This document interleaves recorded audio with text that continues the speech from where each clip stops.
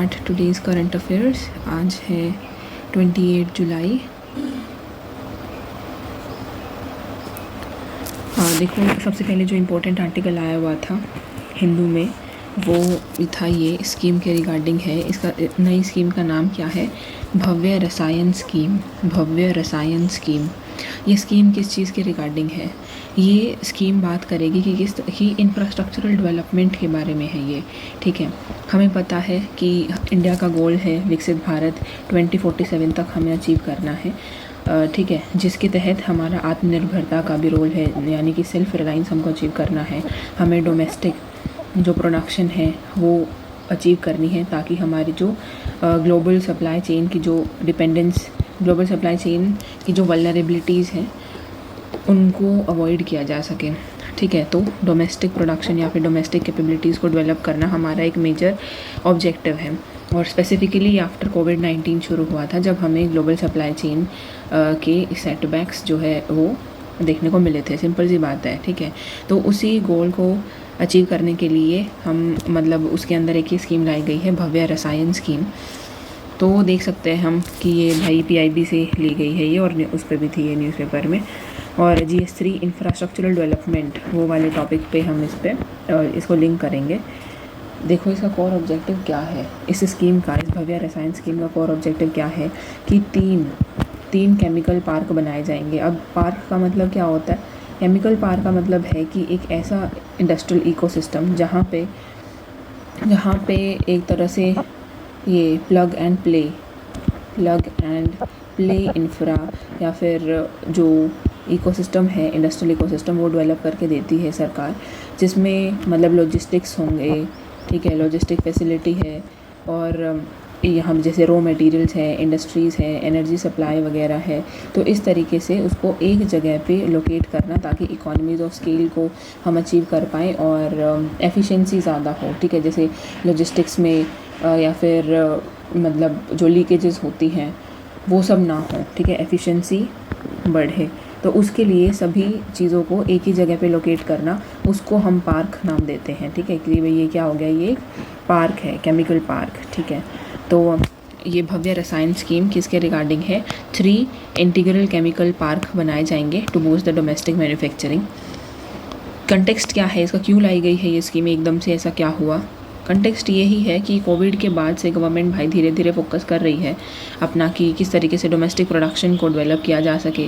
और उसी के लिए जो गवर्नमेंट है वो PLI स्कीम भी लेकर आई थी, प्रोडक्शन लिंक्ड इंसेंटिव स्कीम्स। अभी भी वो है, कंटिन्यू है ये PLI स्कीम्स। ये यही है कि किस तरीके से डोमेस्टिक प्रोडक्शन को बूस्ट किया जाए। ठीक है, तो PLI स्कीम के थ्रू या फिर जो क्लस्टर बेस्ड इनिशिएटिव सरकार ने लिए हैं, जैसे कि PM मित्रा इनिशिएटिव था फॉर टेक्सटाइल के लिए, इस इनिशिएटिव या फिर ये जो स्कीम थी PM मित्रा स्कीम, इसमें भी 7 जो टेक्सटाइल पार्क्स हैं, इसी तरीके से पार्क वो बनाए गए थे, जिससे हमारी टेक्सटाइल प्रोडक्शन इंक्रीज़ हुई। उसी तरीके से अब हम केमिकल पार्क्स बना रहे हैं। इतनी बात समझ आ गई? ठीक है, अब इस स्कीम के अंदर हम क्या करेंगे भाई? भव्य रसायन स्कीम आ गई है हमारी। इस स्कीम के अंदर क्या करेंगे? क्लस्टर बेस्ड मॉडल होगा, क्लस्टर बेस्ड मॉडल। ठीक है, यानी कि वो पूरा इकोसिस्टम या फिर वो पूरा पार्क जो है वो इस्टेब्लिश करेंगे, रादर देन इन साइलोस जो हम या फिर इन साइलोस जो भी इंडस्ट्रीज़ वगैरह बना दी जाती हैं, उसकी बजाय हम क्लस्टर बेस्ड मॉडल इसमें अपना वो करेंगे फुलफिल, या फिर क्या कहते हैं, क्लस्टर बेस्ड मॉडल बनाएंगे।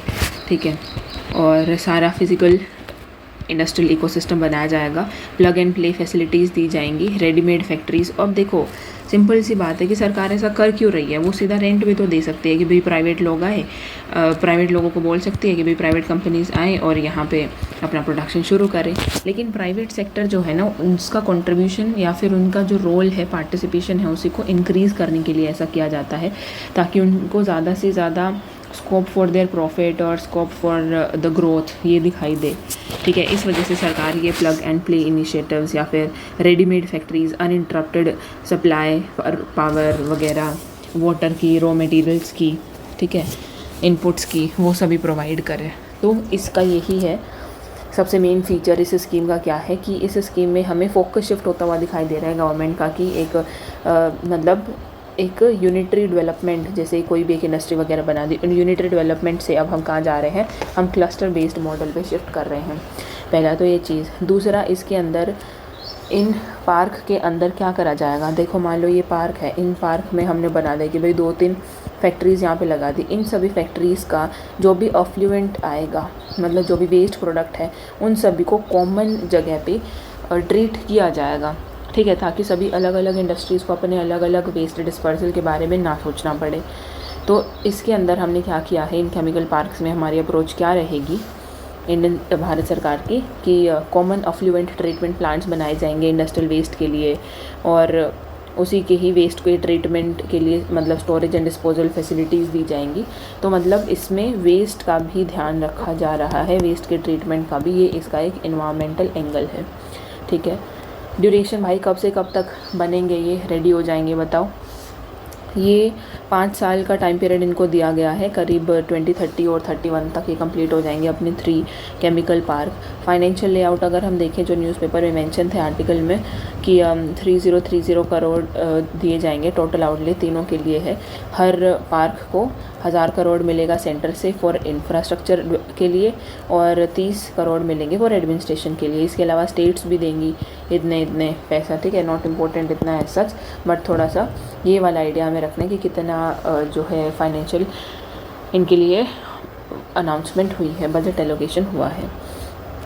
अब ये कैसे सेलेक्ट होगा कि भाई कौन सी स्टेट में ये केमिकल पार्क्स बनाएंगे, कौन सी स्टेट में लगाएंगे भाई। It will be based on competitive federalism, कि हम स्टेट्स को बोलेंगे कि ये हमारा क्राइटेरिया है, ये क्राइटेरिया जो भी हमें फुलफ़िल करके देगी जो भी स्टेट, उसमें हम ये पार्क बनाएंगे। तो वो क्राइटेरिया क्या है, वो रिक्वायरमेंट क्या है कि उस स्टेट को 8 स्क्वायर किलोमीटर यानी कि 2000 एकड़ जितना एरिया, मतलब कॉन्टिन्यू एरिया होना चाहिए, उतना एरिया लैंड, उतना फ्री एरिया चाहिए, ठीक है। तो जो भी स्टेट वो प्रोवाइड कर देगी, उस स्टेट में ये पार्क लगाए जाएंगे। इस तरीके से है। इससे फ़ायदा क्या होगा, सिंपल है, इससे हमारी value chain, global value chain integration होगा, ठीक है। हमारी प्रोडक्शन होगी तो हम बाहर भी एक्सपोर्ट कर पाएंगे, प्रोडक्शन होगी तो प्रोड्यूस करने के लिए ऑब्वियसली लोग लगेंगे, तो एम्प्लॉयमेंट जनरेशन होगा। इससे हम डोमेस्टिकली ही क्योंकि प्रोड्यूस करेंगे तो हमारी इम्पोर्ट डिपेंडेंस को कम किया जा सकता है, ठीक है, विकसित भारत, और अल्टीमेटली विकसित भारत का गोल हम अचीव करेंगे 2047 वाला, ठीक है। तो ये एक बहुत इंपॉर्टेंट आर्टिकल था जो मुझे लगा। GS3 पर्सपेक्टिव से इंफ्रास्ट्रक्चर में हम लिख सकते हैं भव्य रसायन स्कीम, 3 इंटीग्रेटेड केमिकल पार्क इसमें बनाए जा रहे हैं, ठीक है। दूसरा अब आर्टिकल इसके रिगार्डिंग था इंडियाज़ फॉरेन पॉलिसी एंड सी फारर्स। देखो इसके अंदर क्या बताया जा रहा है, इसके अंदर ये बताया जा रहा है कि भाई कोई इंडिया है जैसे ये, ठीक है, ये कंट्री है इंडिया, अगर वो दूसरी कंट्री के साथ कोई भी एग्रीमेंट करते हैं, जैसे इंडिया FTA वगैरह ये सब साइन करती है, इसी तरीके से मैरीटाइम एग्रीमेंट्स भी साइन होते हैं मैरीटाइम ट्रेड करने के लिए, ठीक है। एग्रीमेंट तो 2 कंट्री के बीच में साइन हो जाते हैं कि भाई हमारी शिप को आप अलाउ कर देना, आपकी शिप को हम अलाउ कर देंगे, इस तरीके से एग्रीमेंट हो जाते हैं। लेकिन जो सी फारर्स हैं, ठीक है, जो सी फारर्स हैं, उनकी सेफ्टी के लिए एडिक्वेट इसमें प्रोविजंस जो है नहीं होते, और होते भी हैं तो उनको मतलब एफिशिएंटली वो इम्प्लीमेंट नहीं हो पाते हैं, जिसकी वजह से जो सी फारर्स हैं उनको उनका एक्सप्लॉयटेशन होता है, फिर उनको प्रॉब्लम फेस करनी पड़ती है। अब एकदम से आर्टिकल क्यों आया है, वो इसलिए आया है कि क्योंकि बहुत सारी ऐसी जगह है, चौक पॉइंट्स है, जैसे कि स्ट्रेट ऑफ हॉर्मूज है, ठीक है, ओडेसा पोर्ट के बारे में भी आया हुआ था 1-2 दिन पहले। गल्फ़ वाला जो रीजन है वहाँ पे, जैसे रेड सी है, ब्लैक सी के पास, गल्फ़ ऑफ एडन के पास और स्ट्रेट ऑफ हॉर्मूज के पास बहुत सारे इंडियन सी फारर्स पे अटैक हमें देखने को मिले हैं, ठीक है। तो वो इसके रिगार्डिंग है कि एक क्वेश्चन मार्क लगाया गया है सी फारर्स के वेलफेयर पे या फिर उनके राइट्स पे। तो चैलेंजेस क्या है यहाँ पे, देखो ये चैलेंजेस ऐसे दिए थे न्यूज़पेपर में कि किसके पर्सपेक्टिव से चैलेंज है, ये तो सी फारर्स के पर्सपेक्टिव से है कि उनको इतने सारे चैलेंजेस क्यों फेस होते हैं, या फिर वो अपनी जो वेलफेयर ओरिएंटेशन है उसके बारे में नहीं देख पाते, या फिर मतलब क्यों इतना ज़्यादा उनको प्रॉब्लम फेस करनी पड़ती है। सबसे पहली बात तो कोई लीगल बैकिंग नहीं है या फिर लीगल जुरिस्डिक्शन नहीं है regarding the seafarers on foreign flagged ships, foreign flagged vessels. देखो एक तरह से तो हम ये भी सोच सकते हैं कि भाई अगर ये इंडियन शिप है, ठीक है, इंडियन शिप पे जो सी फारर्स हैं भाई हम उनका कह सकते हैं कि उनके वेलफेयर के बारे में। लेकिन अगर कोई इंडियन सी फारर अगर दूसरी शिप पे है, ठीक है, दूसरी शिप पे है, कोई फॉरेन वेसल पे वो ट्रेड कर रहा है, तो उसके रिगार्डिंग अगर कोई कैजुअलिटी हो जाती है या फिर अटैक हो जाता है तो उनके पास क्या क्या रेमेडीज़ होंगी अवेलेबल, इसके रिगार्डिंग अभी हमारे पास क्या है, लीगल वैक्यूम है, कोई लीगल जुरिस्डिक्शन नहीं है जिसको वो इवोक कर सकता है। तो पहला तो लीगल जुरिस्डिक्शन नहीं है regarding the seafarers on the foreign flagged vessels, एक तो ये दिक्कत है। दूसरी दिक्कत ये है कि भाई बेशक से ये जो भी इशू है ना, ये सी फारर्स वाला, ये मैरीटाइम लेबर कन्वेंशन 2006 के तहत गवर्न किया जाता है, जितने भी लॉज वगैरह हैं। ऑल्दो ये सब उसमें कवर है उनकी सेफ्टी, लेकिन उनका फिर भी इनएफिशिएंसी की वजह से, इसका प्रॉपर इम्प्लीमेंटेशन ना होने की वजह से उनको लीगल असिस्टेंस नहीं मिल पाता, और अगर अटैक की साइड पे वो फंसे हुए हैं तो उनके इवैक्यूएशन भी प्रॉपर टाइम से नहीं हो पाता, उनको क्राइसिस फेस करना पड़ता है। ठीक है, तो पहली दिक्कत क्या आ गई, legal jurisdiction regarding the seafarers on the foreign flagged vessel. दूसरी, अगर है भी जुरिस्डिक्शन तो वो प्रॉपरली इम्प्लीमेंट नहीं की जाती। तीसरी ये है कि भाई उनके पास अवेयरनेस नहीं है अपने लीगल राइट्स के बारे में। ठीक है, तो इस वजह से भाई इनको सी फारर्स को चैलेंज फेस करना पड़ता है। क्या करना चाहिए अब, जैसा आर्टिकल में बताया हुआ था कि सॉल्यूशन क्या है अब, कि भाई हमें सी फारर्स फर्स्ट इनिशिएटिव लेने की ज़रूरत है। ऐसी पॉलिसीज़ बनाओ, जो मैरीटाइम की अगर पॉलिसीज़ अगर हम बनाएं तो सिर्फ ट्रेड को ध्यान में रख के नहीं, जो सी फारर्स है उनके वेलफेयर को ध्यान में रख के भी जो है पॉलिसीज़ वो हमें बनानी होंगी। तो सी फारर फर्स्ट इनिशिएटिव ये हमें लेना होगा, जो भी मैरीटाइम का अगर कोई भी आप इनिशिएटिव लेते हैं तो पहले तो ये चीज़ करो। दूसरी कि क्लियर लीगल प्रोटोकॉल्स होने, जहाँ पे लीगल वैक्यूम है उसको फिल करो। दूसरा, जहाँ भी है क्लियर, बिल्कुल क्लियर कट प्रोटोकॉल्स अपने दे दो कि अगर लड़ाई होती है या फिर अगर कोई ऐसा अटैक होता है इंडियन वेसल पे या फिर इंडियन सी फारर्स पे, तो उनका रेस्क्यू के क्या प्रोटोकॉल्स होंगे। ठीक है, और जो भी रिक्रूटमेंट एजेंसीज़ हैं जो भी उन सी फारर्स को रिक्रूट करती हैं। जी, तो क्या क्या सॉल्यूशंस प्रपोज करे गए थे इस आर्टिकल में सी फारर्स के रिगार्डिंग, कि कोई भी अगर हम मैरीटाइम पॉलिसी लेकर आएँ या फिर कोई भी डील लेकर आएँ तो उसमें सी फारर्स फर्स्ट हमारी अप्रोच होनी चाहिए, उनकी सिक्योरिटी के बारे में हमें सोचना चाहिए। सब पहला तो ये आ गया, institutionalize the seafarers first initiative through a permanent maritime councillor mechanism. दूसरा कि भाई जो भी लीगल प्रोटोकॉल्स हैं, जो भी रेस्क्यू प्रोटोकॉल्स हैं, वो सभी क्लियर मैंडेट या फिर क्लियर गाइडलाइंस होनी चाहिए रिगार्डिंग दैट, ताकि अगर कोई भी अटैक होता है या फिर कोई भी अगर क्राइसिस आता है तो उस टाइम पे डिले ना हो। ठीक है, लीगल जो भी ये प्रोसीजर्स होते हैं उन सभी में डिले नहीं होना चाहिए, और एक क्लियर पाथ हो कि हमें किस तरीके से उनको रेस्क्यू करना है, ये है। दूसरा भाई ये बहुत इंपॉर्टेंट पॉइंट है, सी फारर्स के पास राइट टू रिफ्यूज़ होना चाहिए। कि भाई ऐसा नहीं है कि आप उनको ये बोलो कि एक बार ही अगर आप एम्प्लॉय हो गए, कि भाई अगर आप एक बार इसमें आ गए तो आपकी मर्ज़ी नहीं चलेगी, हमारी मर्ज़ी है, हम आपको कहीं भी भेज सकते हैं, किसी भी कन्फ्लिक्ट वाली जोन में भेज सकते हैं। ऐसा नहीं है, ऐसा नहीं होना चाहिए। होना ये चाहिए कि उनके पास राइट हो, किस चीज़ का, राइट टू रेफ्यूज़ होना चाहिए, right to refuse of deployment in conflict prone regions. उनकी मर्ज़ी होनी चाहिए कि भाई वो वहाँ जाना चाहते हैं या नहीं, और इस पर कोई पेनल्टी नहीं होनी चाहिए कि अगर वो नहीं जाना चाह रहे हैं मान लो, तो इस पर कोई वो नहीं होनी चाहिए कि भाई तुम्हारी इनकम कम कर देंगे या वगैरह वगैरह, ऐसा कुछ भी। ठीक है, तो ये इंपॉर्टेंट है कि भाई सी फारर्स का राइट टू रिफ्यूज़ होना चाहिए, clear rescue and legal protocols होनी चाहिए, सी फारर्स फर्स्ट इनिशिएटिव या फिर ये अप्रोच हमारी होनी चाहिए रिगार्डिंग द मैरीटाइम पॉलिसीज़। ठीक है, समझ आ गई ये बात, इंडियाज़ फॉरेन पॉलिसी एंड सी फारर्स। ये वाला आर्टिकल था, अच्छा था ये आर्टिकल। एक और आर्टिकल आया हुआ था वुमेन इन वर्क फोर्स। देखो मेंस के रिगार्डिंग तो ऑब्वियसली वुमेन का तो क्वेश्चन हर बार आता ही है, तो यहाँ पे अच्छा डेटा गिवन है कि वुमेन इन वर्क फोर्स की सबसे पहले बताई गई है कि देखो जो वुमेन है हाँ, तो सबसे पहले इस आर्टिकल में बताया गया है कि वुमेन का जो लेबर फोर्स पार्टिसिपेशन रेट है वो किस तरीके से 30% से भी अभी कम है। ठीक है, फिर उसके रीज़न बताए गए हैं कि ऐसा क्यों है और सॉल्यूशंस की वो होना चाहिए कि क्या होना चाहिए, और थोड़ा बहुत डेटा हमें बताया हुआ है कि ठीक है उसके बारे में हम देखेंगे। Female labour force participation India में 30% से कम है।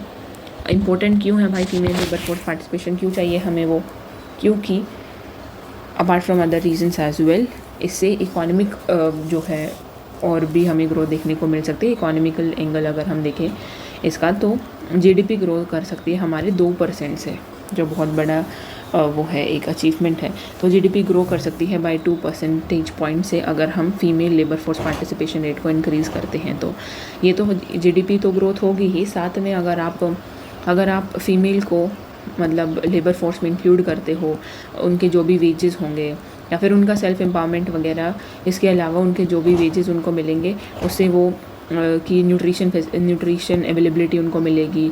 इसके अलावा और वो इन्वेस्ट कर सकती हैं, ठीक है, हाउस होल्ड की परचेजिंग पावर बढ़ेगी, ये सारी चीज़ें होंगी इससे, ठीक है। तो नो डाउट कि मल्टीपल एस्पेक्ट्स में वुमेन LFPR इम्पोर्टेंट है।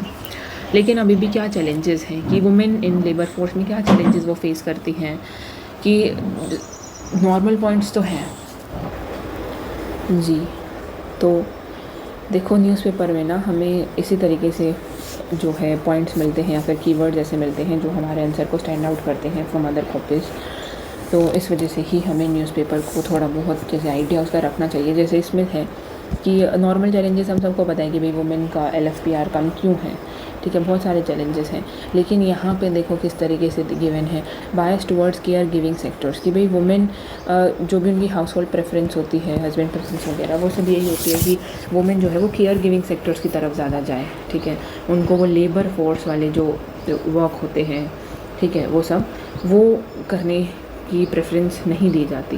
तो इस वजह से भी वुमेन का LFPR कम है, bias towards care giving sector. दूसरा distress driven feminisation of agriculture है, यानी कि डिस्ट्रेस ड्रिवन, जब हाउस होल्ड में दिक्कत आती है ना या इकोनॉमिक शॉर्टेज आती है, तब उससे फोर्स होके उसकी वजह से जो हाउस होल्ड है वो हमेशा फिर एडवाइस देता है वुमेन को कि भाई आप भी एग्रीकल्चर करो, ठीक है। तो वो अपने आउट ऑफ पैशन नहीं या फिर out of as a career opportunity नहीं, उनको as a distress driven employment source की तरह देखा जाता है हमारी सोसाइटी में आज भी। इस वजह से भी एक परमानेंट LFPR जो उनका पार्टिसिपेशन है वो बहुत ज़्यादा कम है।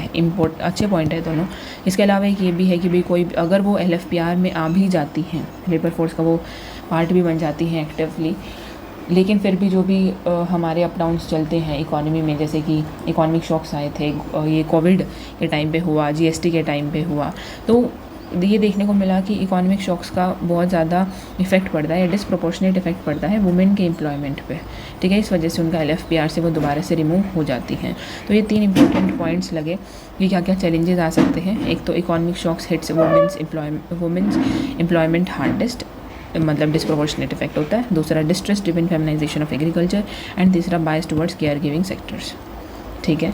सॉल्यूशंस क्या हो सकते हैं भाई, कैसे हम वुमेन का LFPR इंक्रीज़ करें।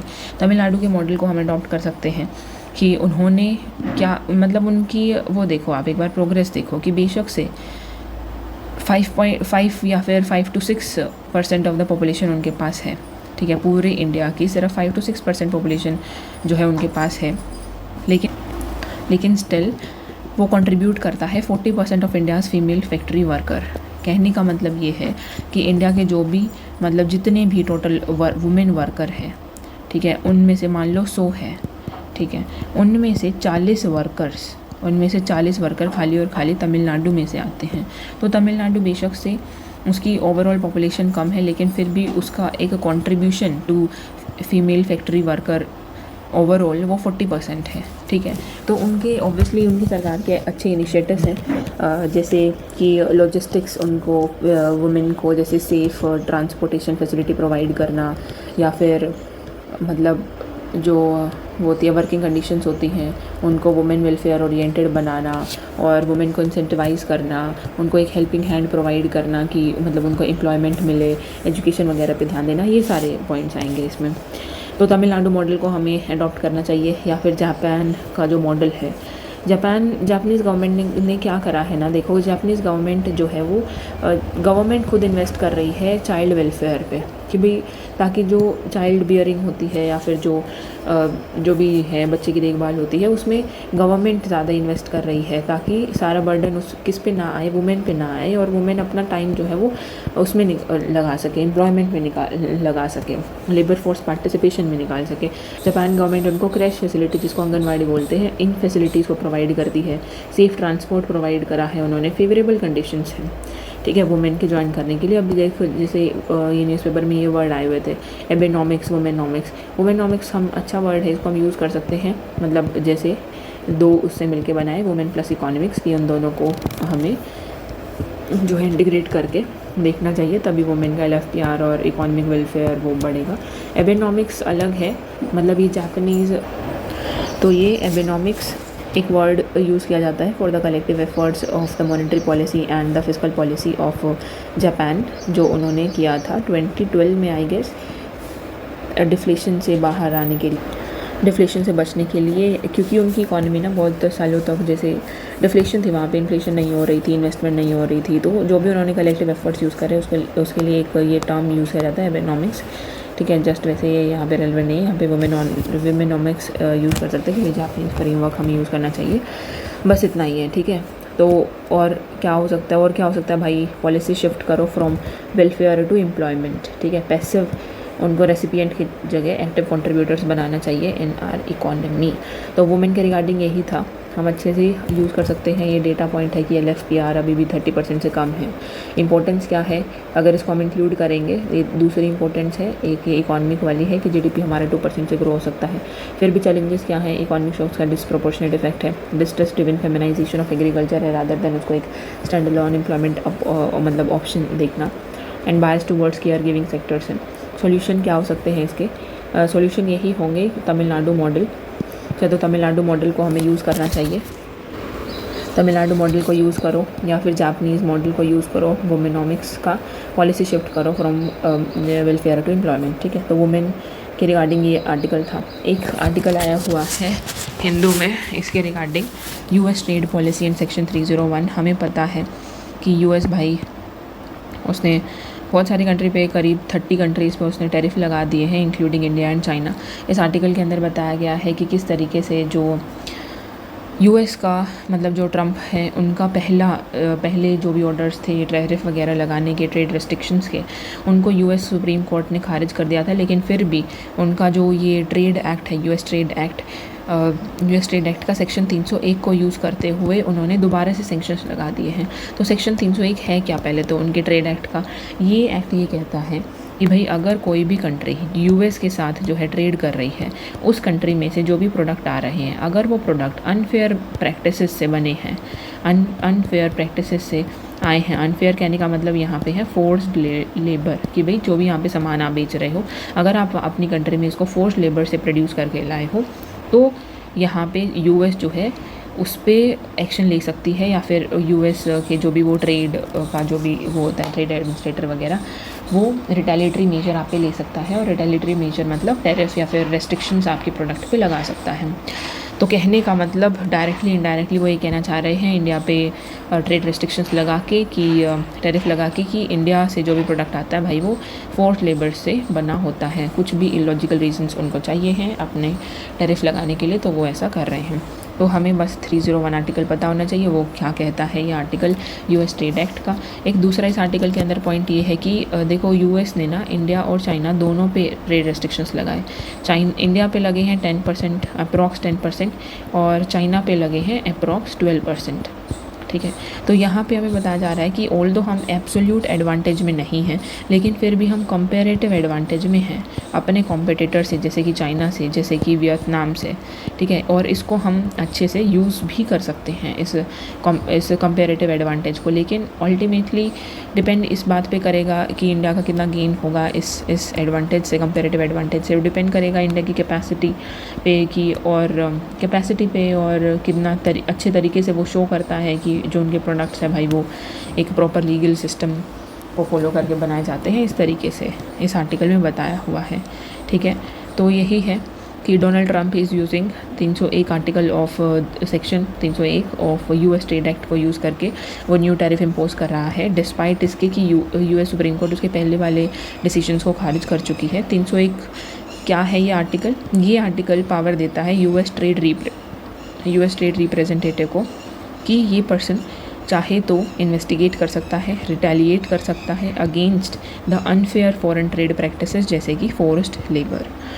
इंडिया एंड चाइना पे क्या इम्पैक्ट पड़ेगा इसका, या फिर क्या इम्पैक्ट पड़ा है, 30 बोल दिया था मैंने, सॉरी, 60 कंट्रीज़ पे अप्रॉक्स उनके टैरिफ लग चुके हैं, including India and China. India में 10% है, चाइना पे 12% है। तो रिलेटिव ट्रेड एडवांटेज हमारे पास है, कंपेरेटिव एडवांटेज हमारे पास है as compare to our competitor, जैसे कि चाइना एंड वियतनाम। तो एक तो हमारे लिए भी हमने पॉइंट देखा कि कैसे एडवांटेजेस हो सकता है, और यूएस की स्ट्रैटेजी भी हमें इसमें शो आती है कि यूएस को लग रहा है कि चाइना पे ज़्यादा, ये क्या शो कर रहा है आप खुद ही बताओ, चाइना पे अगर वो ज़्यादा टैरिफ लगा रहा है, यानी कहने का मतलब वो चाइना के ज़्यादा प्रोडक्ट्स चाइना के खिलाफ है ज़्यादा, कि चाइना के प्रोडक्ट्स को वो अपनी कंट्री में नहीं आने दे रहा, यानी कि चाइना पे उनकी जो भी डिपेंडेंसी थी उसको वो कम करने की कोशिश कर रहा है। तो this move reflects the US strategy of D risking the supply chain away from China. India का लेकिन सक्सेस तभी मिल सकता है इस सिचुएशन में, इंडिया का फ़ायदे में तभी रहेगा जब इंडिया प्रूव कर पाएगा अपनी ability to improve the manufacturing competitiveness, logistics efficiency. जितना आसानी से प्रोड्यूस करे, कम दामों में प्रोड्यूस करे, उतना हमें फ़ायदा होगा बाहर। ठीक है, सिंपल आर्टिकल था, कोई इतना ज़्यादा नया नहीं है, ये चल ही रहा है। तो सेक्शन 301 हमें पता होना चाहिए बस यूएस ट्रेड एक्ट का। फिर आया था एजुकेशन के रिगार्डिंग, आज का लास्ट आर्टिकल है एजुकेशन एक्सपेंडिचर ट्रेंड्स। इस आर्टिकल में ये बताया गया है, डेटा पॉइंट है एक तो इसमें काफ़ी अच्छे जो हम यूज़ कर सकते हैं अपने मेंस में। और इस आर्टिकल का मेन पॉइंट ये है कि काफ़ी सालों से हम देख रहे हैं, पिछले 10-12 साल से, कि centre as well as state, इन दोनों का जो एजुकेशन एक्सपेंडिचर है वो लगातार कम होता जा रहा है। ठीक है, पहले सेंटर जैसे अप्रॉक्स 4% कंट्रीब्यूट करता था और जीडीपी एक्सपेंडिचर करता था एजुकेशन पे, अब वो 2% हो गया है। स्टेट्स का जो है कंट्रीब्यूशन ऑन एन एवरेज अगर देखें तो 17 होता था, अब वो और भी कम हो गया है, 13 हो गया है, 13% हो गया है। ठीक है, तो मतलब दिस शोज़ कि भाई फ्यूचर थोड़ा सा ख़तरे में तो है एजुकेशन पे, क्योंकि एजुकेशन इज़ समथिंग जिस पे हैवी इन्वेस्टमेंट और हैवी फोकस होना चाहिए। लेकिन हमारे फैक्ट्स यही कहते हैं कि यूनियन एक्सपेंडिचर भाई कम हुआ है 4.6 से 2.5 ऑफ जीडीपी। स्टेट का एवरेज अगर हम देखें तो 17 से 13। दिल्ली एक ऐसा एक्सेप्शन है जो मतलब जहाँ पे एक्सपेंडिचर इंक्रीज़ होते हुए दिख रहा है। ठीक है, पिछले पास्ट ट्रेंड से। तो पब्लिक स्पेंडिंग ऑन एजुकेशन बहुत central as well as state level पे डिक्लाइन हुई है पिछले 12 साल से। रीजनल डिस्पैरिटीज़ भी है भाई, बिहार में एक्सपेंडिचर ज़्यादा होता है फिर भी ग्रोस एनरोलमेंट रेशो कम है। केरला, तमिलनाडु वाले स्टेट में एक्सपेंडिचर बेशक से थोड़ा कम होता है लेकिन फिर भी ग्रोस एनरोलमेंट रेशो ज़्यादा है। दिल्ली एक एक्सेप्शन है जहाँ पे एजुकेशन एक्सपेंडिचर इंक्रीज़ होता हुआ दिखा है। अब भाई इसके फ़ायदे तो नहीं, सॉरी, इसके क्या इम्प्लीकेशंस होंगे अगर एजुकेशन पे एक्सपेंडिचर नहीं होगा। तो इससे देखो जो NEP आई थी अपने 2020 की 3 लैंग्वेज फार्मूला और भी बहुत सारी चीज़ें ये लेकर आई थी कि इंटीग्रेटेड वो होना चाहिए, 4 साल का प्रोग्राम हो जाएगा, अंडर ग्रेजुएशन वगैरह, फॉरेन लैंग्वेजेस कोर्स वगैरह, ये सारी चीज़ें थी इसमें। लेकिन इसमें आपको फिर इंफ्रास्ट्रक्चर भी तो ज़रूरी है ना, इसको इम्प्लीमेंट करने के लिए इंफ्रा भी चाहिए, टीचर्स भी चाहिए, स्मार्ट बोर्ड्स वगैरह भी चाहिए। ठीक है, टेक्नोलॉजी को इनकॉर्पोरेट करने के लिए। तो जो NEP है 2020, और एक इसके अंदर एक एक्सप्लिसिट ये करा गया था कि हमें GDP का जो शेयर है वो 6% ऑफ GDP को एक्सपेंडिचर, इतना अपना एजुकेशन एक्सपेंडिचर लेकर जाना है। लेकिन हम इस गोल से दूर जाते जा रहे हैं भाई। तो lower investment hinders the implementation of NEP 2020, जिसमें 6% ऑफ GDP स्पेंड करने का टारगेट था। वे फॉरवर्ड क्या है, क्या करें, आउटकम ओरिएंटेड स्पेंडिंग करो। ऐसा नहीं भाई खर्चा करते जा रहे हैं और मतलब GER ग्रॉस एनरोलमेंट रेशो बढ़ नहीं रहा है, ऐसा नहीं होना चाहिए। आउटकम ओरिएंटेड स्पेंडिंग करो, एफिशिएंट स्पेंडिंग करो and centre state fiscal coordination करो भाई मिलजुल के। ठीक है, ताकि वो ना हो, डुप्लीकेशन ऑफ एफर्ट्स ना हो और रिसोर्स का भी अच्छे से मैनेजमेंट हो। तो आज के आर्टिकल्स हमारे यही थे, 28 जुलाई के यही आर्टिकल्स हैं। भव्य रसायन स्कीम का हो गया है, इम्पोर्टेंट है ये। फॉरेन पॉलिसी सी फारर्स के ऊपर एक नया एंगल था। ठीक है, उतना वहाँ तक कोई सोचता नहीं है। वुमेन इन वर्कफोर्स, ठीक है, इसका हमने देखा, वो वुमेनॉमिक्स वगैरह अच्छे टर्म्स थे इसमें। US ट्रेड पॉलिसी सेक्शन 301 अपन ने देखा, और एक एजुकेशन एक्सपेंडिचर ट्रेंड्स किस तरीके से डिक्लाइन हो रहा है ये हमने देखा। तो इसी के साथ अपना कंप्लीट होता है आज का द हिंदू एंड एक important article from PIB। Okay, best of luck and keep revising. और कोई डाउट्स हो तो कमेंट्स में पूछ लेना भाई, I will surely reply and thank you, bye bye.